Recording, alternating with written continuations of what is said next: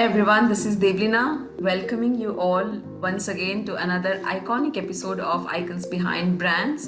And today I have a special guest with me, Miss Bhuvana Subramanyan, a seasoned marketing professional with demonstrated history of working in the information technology and services, skilled and strong in product management, integrated marketing, internal communication, corporate communication, and she has worked with significant companies like IBM, Randstad, TNT India. I welcome Miss Bhuvana Subramanyan here. A warm welcome to you, Bhuvana. Thank you, Devlina. An absolute pleasure to be part of your podcast. Bhuvana, there is so much we have spoken offline as well, and I am sure there is so much we can bring out to this podcast. So, I would love to start with understanding your journey and your background for our viewers, and we will take it forward from there. My journey of marketing actually started off, let's say, in 11th grade. I was very interested in marketing right from 11th grade itself. 11th. Brand, yeah, sales, marketing, communication was something that I was really interested in. But like any other typical Indian, family, I did science and I did my botany, BSc botany. And then I kind of moved to do my MBA marketing. And of course, most of what I've learned is on the job, right? Because there is no specific course of marketing in the way it is now, right? You don't have these kind of options in those days. So whatever I've learned is sales, on-field sales, on-field marketing. That's how my journey has been. And of course, I did my stints on the agency side and also on the client side. So I kind of know both the plus and minus of both sides. But it's been an interesting journey to understand and see the evolution of marketing from, let's say, physical marketing, right, in terms of events or in retail marketing, and then move on to completely digital marketing. And in the last 2 years, it's been 100% digital, right? So you've seen a complete evolution end-to-end marketing, and I've done almost every role in marketing except probably the data insights, the core data and insights of marketing, right? Yeah. So, Bhuvana, I have noticed that you have worked in information technology segment a lot, right? So, I would love to know about how information technology is has improved marketing here. So we are talking about Sure. so let's talk about some technology. So, to me, technology and modern, right, kind of go together, right? Let's look at what modern marketing is itself is become. It's for me, it is holistic, it's agile, it's data driven, and it's connecting the brands with the ideal customers and to try targeted business results. At the end of the day, marketing needs to be about driving business results. And what is that you use, right? How do you use technology to kind of bring a blend between that creative thinking? Marketing brings that creative thinking, and then the execution is done with, let's say, research, strategy, technology, and analysis to kind of bring that organizational goal to life. So that's where technology plays a huge role. And tech is part of our daily lives, right? So therefore, it's very important for marketing to use it effectively. Uh, First of all, it's inevitable. All of us know that. But one thing we all need to remember as human beings is to take technology as an enabler and not to just depend only on technology also. Okay. But in marketing, if you see, Devlina, it is used across the funnel, right? It helps us make more informed decisions based on so much data that is being put out there, and it's called big data. So for you to be able to make any sense out of that data, you need technology. So, and then it also helps with scale, easier targeting. Right? Today, we all of us are targeted by marketers and the brand, and that's not possible without technology at all. But with the advent of digital, marketing has moved several notches. Otherwise, you and I will only be doing events, for example, right? That's right. Even if Yes, today there's so much technology that is being used, and this personalization within the room that is possible to because of technology. And to me, it also provides a lot of that authenticity, right? You're able to provide that authentic content, and there's so much that has evolved in the last so many years, like chatbots, Yes. voice search, uh, the community that you were just talking about, right? Social is so big, and making that, creating that engaging experience and, accelerating that execution is possible with technology. And that's what uh, the preferences of customers are changing. You may like, let's say, something in the morning, and by afternoon, you would have been influenced by something else, and your preferences changed by evening. And to be able to gauge that, change in the preference of a consumer, only technology can help with that. And it's only going to, kind of help transform marketing. So that's the role of information technology. Super. So, right now, like, let's understand what is the role of information technology in this competitive market.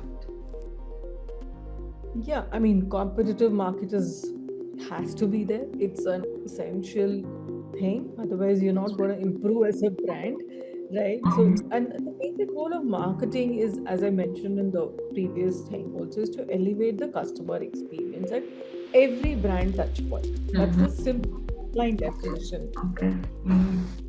And continuous technological advancements, have helped marketers to reshape marketing strategies and create those effective marketing campaigns. Today, if you see, there is so much of emotion that is being put out in the, in the campaigns, right? Whether it's yeah one, or whether it is, the latest Boost campaign, or the entire FIFA campaign, all of that is based on emotion. But to bring that emotion into your product and services promise, and to be able to take that to the consumer, is possible only through information technology. And only technology is able to create the differentiation for you also, right? To be able to, let's say, social media is vast, and marketers need to use the platform to connect with the target audience and increase their customer base. So that is possible how only technology is able to bring that scale to you. And today, you and I as customers leave footprints every time, like every click, you're leaving your footprint. You're saying that so and so has come and seen this particular product or service and is interested in the service, right? So for that to be, kind of to immediately pick that up, right? You need to be instant. Today, if I go and, let's say, I'm browsing on A app, right?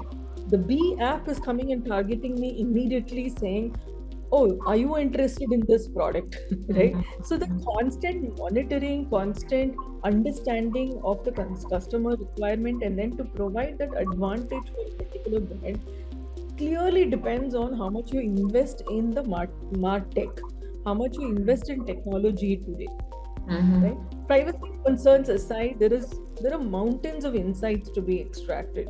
Whether Devina likes, let's say, a red top from, a particular brand, or has she never looked at that brand in her life?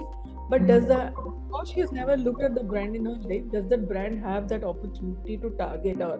Because they know that Devrila likes a particular style, or a particular designer, and a particular, material of whatever, right? So then that brand with that insight is able to target Devrina and say, look, we have something that you might love. You may have never come to us before, but we are here to offer you this. So that competitive advantage is possible only with that technology, right? And you can, as I was mentioning, you can profile the customer at a granular and individual level, and allowing that one-to-one marketing, but at scale also, right? It's earlier it used to be spray and pray, then it became customization to, let's say, a cohort, right? Today, the customer is expecting, I want that brand to know me as a person. I don't want to wear what somebody else is wearing. I don't want to consume what somebody else is consuming, right? I want them to know what I like. So that granularity, and at the same time at scale, is possible only through technology, right? And to also derive that ROI, you need, at the end of the day, you're here in business, you have to be able to make that profit also. So That's without right. tech, you're not able to provide that scale, and the action has to be accountable as well, right? You can't just put in an AI powered analytics and get the machine to talk to your customers. So you have to marry that human intelligence and the tech intelligence, and to predict the outcome before launching new products or even releasing new campaigns. That predictability is again possible only through technology. That's the role of marketers. That's what Yeah. shaping up. Yeah. So now let's shift into CRM. So I was just talking about CRM in my other interview. So I would like to know from you as well, as like your background is from tech, information technology. So let's talk about what is the relationship between CRM and marketing. If you just share some points on this part. Oh, I love the question, and it's something that's close to my heart as well, because I believe that it's a very symbiotic and necessary relationship, right, between CRM and it's used by marketers today in every like small to large organization, and essentially to manage the relationship with their customers through the customer life cycle, right? Of course, there are two functions that constantly use CRM. In fact, two or three. In fact, sales, marketing, finance use this in a lot more organizations, because it allows you to track and manage inbound leads automatically, and provides a platform for sales and marketing to better understand their impact. There is that funnel that I was talking to you about. It allows for a smooth transition of the funnel within an organization. And CRM, I mean, marketers take their information in the database and I would say create promotions designed to meet specific customer wants and needs. That kind of is the entry point, right? It kind of allows the marketer to be able to gauge what the customer wants, is able to understand the interest areas. So that, and then to be able to further develop that relationship and then hand it off to a salesperson within the organization is what the role is. By definition, I would say it can change from organization to organization. And then to also be able to derive insights of the cohort, the roles, and of the roles that you're targeting, or a vertical cutoff, let's say industry targeting, whichever way you want to slice and dice the data, that is possible only because of the CRM. And that's the relationship. It's very, very symbiotic and a very essential relationship in any organization. Wow. So, Bhuvna, I would also like to understand from this conversation itself that what is your advice or suggestion on for the small and medium business owners and startup owners in terms of CRM? Do they need CRM? Is it necessary for them? So we have a lot of viewers from that segment. So I want you to guide us on this part. Absolutely, it is, right? I mean, how do you otherwise measure where you put the data into, right? And how do you create that seamless handoff from marketing to, let's say, I mean, let's assume that in a startup you don't have different functions like sales and marketing, and fine. Let's say one person is doing both sales and marketing. Even for that person to understand, let's say a person has clicked this website and is downloaded so much of data about your product or service, that goes into the CRM saying so and so has shown interest, and then the marketer runs the campaign that is targeted back at the customer, and is kind of enabling the customer to understand your product and service more. They're keeping the customer warm, right? Or let's say you gone and met your customer at an event and you're bringing them into the system. You need a platform for you to be able to understand the customer behavior through and through, like from the beginning till the sale is completed or dropped, whichever is the case, right? It doesn't matter what kind of organization you are, it doesn't matter what size organization you are. You don't have to invest in the very heavy, very expensive CRMs, but a CRM is definitely a Yes. must. for you to be able to understand the impact of your campaign, understand the impact of connection with your customer, understand that retention and extension that you are able to provide to the customer. And that's possible only through the proper use of CRM. That's right. And once you are used to with this, and once you understand the benefit, then eventually you upgrade it. So we have spoken about information technology, CRM, so marketing 5.0. Now another hot topic, metaverse marketing, and it's I'm so curious about it, and I'm sure our viewers also. So if you talk about what is metaverse marketing, and what are the significance, is it going to stay here, or is it just a fad, or if you just speak about this hot topic. Yeah, absolutely. This has been something that I've been talking off late with marketing students as well, and it's definitely an area of interest. And yeah, I mean, it's a replication of the real world, right? Using technology like AR, VR, and maybe some more. But it has to be that seamless interoperability between AR and the data that you're unlocking, and advanced applications that will help solve real world problems. And there are definitely, let's say, whether it's a lot of use cases have come up, like a lot of brands which are able to afford metaverse, have gone and experimented with it. Gillette kicked off its first NFL live broadcast reality show. For Holi, Tata Tea organized a virtual party on the Yog. And there is another Indian company called, I think, One Rare, that's building of figures, and recently joined hands with Urban Platter, which kind of requires gourmet ingredients to create an NFT economy game, right? So there's so much of use cases that is being built. However, you need to be able to invest in that. You need to also look at the governance of metaverse, right? You can't allow for technology to kind of take on our world without being able to understand what can and cannot happen, right? How do you protect that metaverse? How do you protect your brand within that metaverse?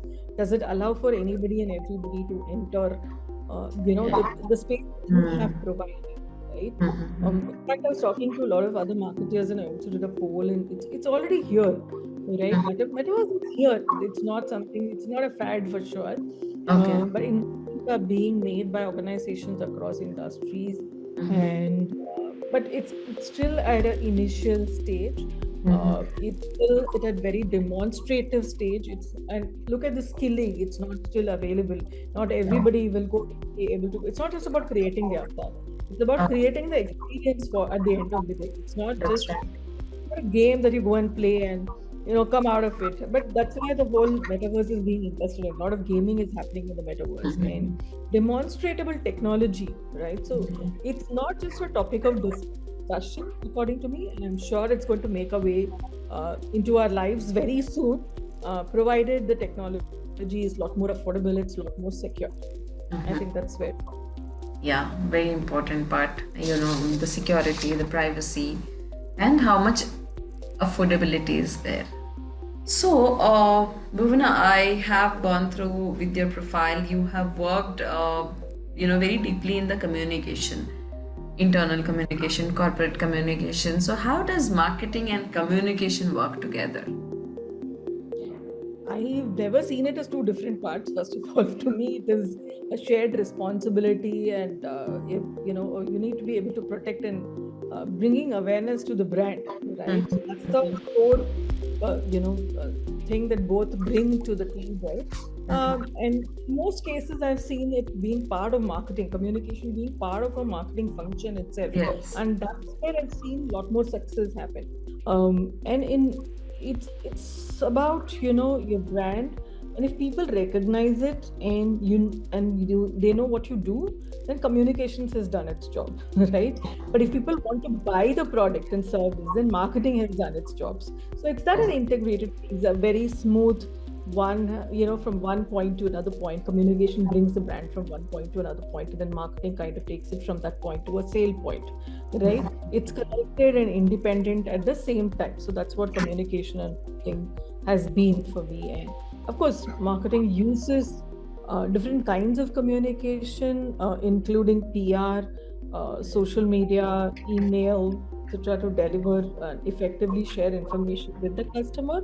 And for me, it is about being part of a sophisticated suite of marketing communications that enables you to share your story and influence the customer to buy a service or product, right? And it's about that storytelling that is possible. And earlier, PR and communication were kind of a mixed term, and that tells their story in a particular way, and marketing tells their story in a different way. And it depends on whether you want to be representing your brand in the same way or in a very different way on different platforms. Then you can choose which tactic you want to use. So what the marketing 2023 looks like. So we are almost in December 2022 and moving forward to 2023. So how does it look like? All that we spoke now, right? Whether it's marketing 5.0 or metaverse or anything. So all that is going to be kind of fast tracked when it comes to 2023, and it's set to be more personalized, care driven, intimate marketing. Digital is definitely going to be very much ingrained in everything we do, and marketing needs to display listening skills when it comes to the customer. ESG will play a huge role in marketing, as it's becoming an essential messaging for every organization. Creating long-term value and customer centricity will be key for marketers. User-generated content, Elena, that's kind of already picked up quite a bit in this year. That's going to continue. It'll take precedence over paid influencer marketing, because people want that authenticity. People want to know from you and me as to what we really think about it. That's right. Relevance will play top role in customer decisions. Using the right technology and integrating it with marketing to map content to the customer will be of utmost importance as we move into the next year. And according to me, marketing 2023 will demand for better digital skilling and understanding customers to drive better business sense. Right. And 2020 and 2021, COVID first wave, second wave, that time kind of, set the context for the digital involvement, the more digital involvement to the brands, so and right now is the time where it needs a lot of fine tuning. So that's Absolutely. I'm summarizing it from here, that it is a time of fine tuning it and making your art more beautiful and effective, right? With this, now we will be moving towards a rapid fire round. It's very simple, and it is just you need to answer either in one word or as minimum as possible. So shall we start? Yes. So what has been your favorite age so far?